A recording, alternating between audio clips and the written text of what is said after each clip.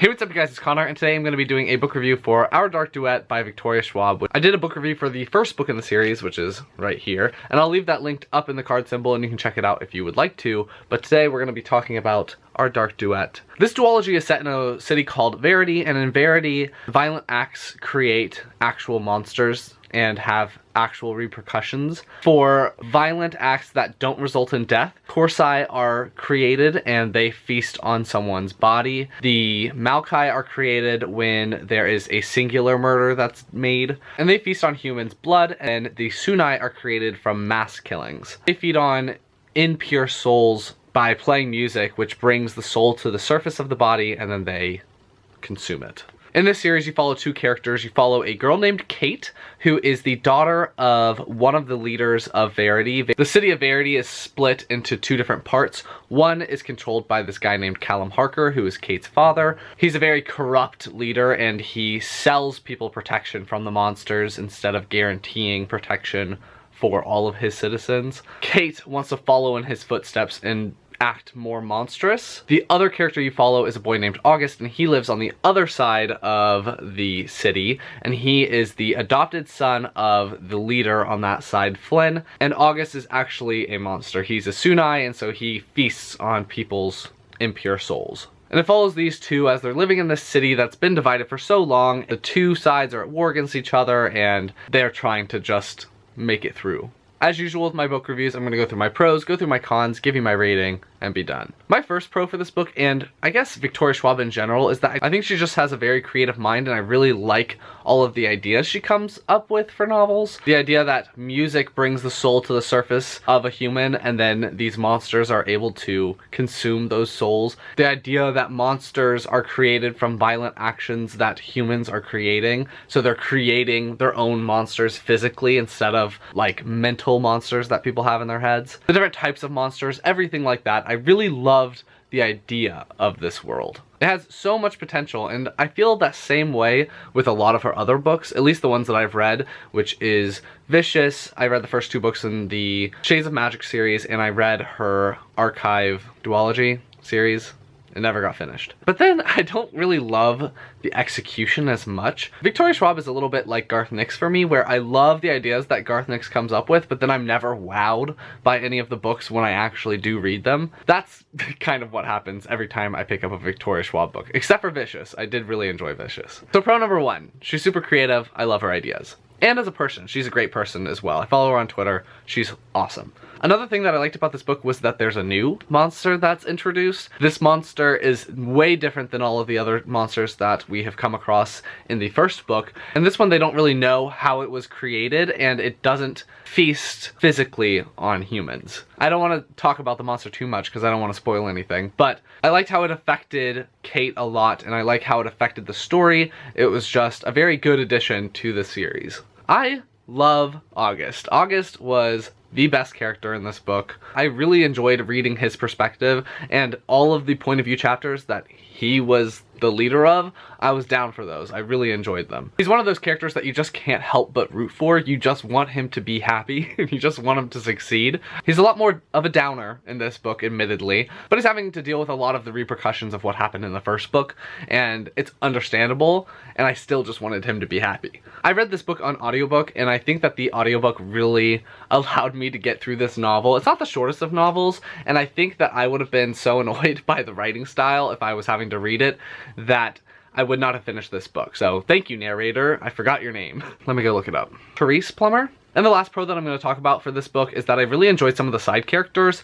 Ilsa is my favorite character in the whole series. Her ethereal presence is something I just really enjoyed whenever she was on the page. I also enjoyed August's father, Flynn, as a character in this a lot more. I thought that he was a lot more understandable. I think I could feel for him a lot more in this book, and I also love the fact that Flynn's wife had a lot more page time in this, because I thought that she had a lot of emotional investment into what was happening in Verity. I think that the side characters got a little boost in page time in this book, or at least I noticed them a lot more than I did when I read the first one. That's it for my pros. Now let's talk about my cons. My first con is that Kate is not in Verity at the very beginning of the book. That's not the con. But she has some friends that are in prosperity, and I feel like those friends were a huge missed opportunity.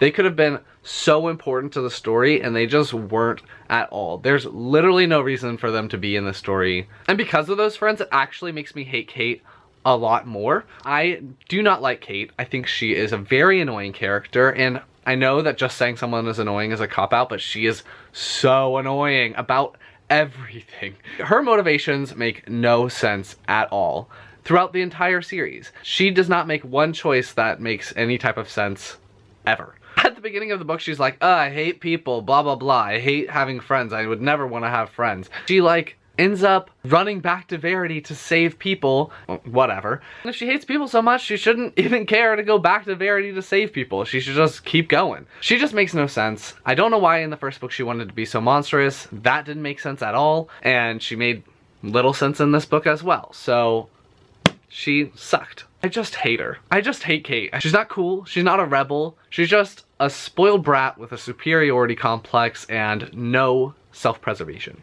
I think that is one of my biggest cons with this series, is that one of the main characters that you get the most point of view from is intolerable, and I didn't like her, so it affected my reading experience a lot. I thought that although the secondary characters got a little bit more time, they were not fleshed out at all. I think Victoria Schwab has a little trouble fleshing out side characters. I thought Ilsa was gonna have such a bigger impact on this book, and she just doesn't, and it just is so frustrating to see so much potential and then it not really do anything. If she really fleshed out these secondary characters, I would care about them a lot more, and I would care about the entire world and the entire plot a lot more. I would be able to connect to the people of Verity as a whole if you're able to connect with multiple characters in that world. But because the only character I cared about was August, I didn't care about Verity. I didn't care about if everyone died, because I didn't like anyone, because they weren't real people to me. They were just these characters that were floating around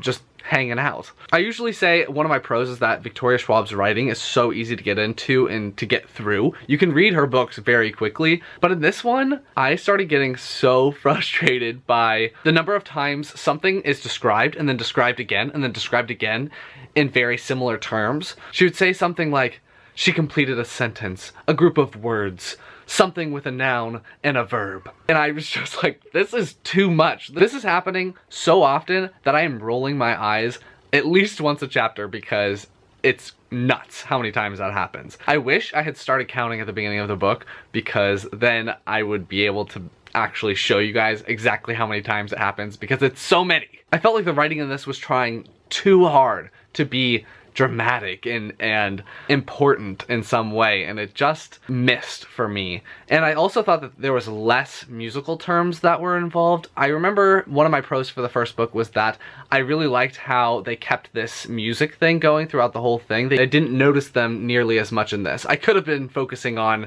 describing the same thing over and over and over again in 3 different segments, but saying the exact same thing, that I missed them, but I didn't notice them as much in this one, so that was a con. There are so many parallels between this book and Twilight. I, at some point, just started laughing because it was so similar. It could have veered so far away from this Twilight-y vibe that was happening in the first book, but it went straight for it and kept it going. Not that Twilight didn't do very well. Obviously, this book is well loved, so I think Twilight might still be lingering around in people's minds, but I didn't personally like it. And the last con that I'm going to talk about is that it just seemed like the characters were bopping around during this book. There wasn't a clear goal that anyone had and was working towards consistently. It was more, let's wait around for something to happen and then react to it. Let's wait around for something to happen and then let's react to it. There was a lot less drive for the characters in this book than there was in the first one. They had goals in the first one. They were working towards those goals in the first one. And this one, they were just floating in no man's land until something would happen,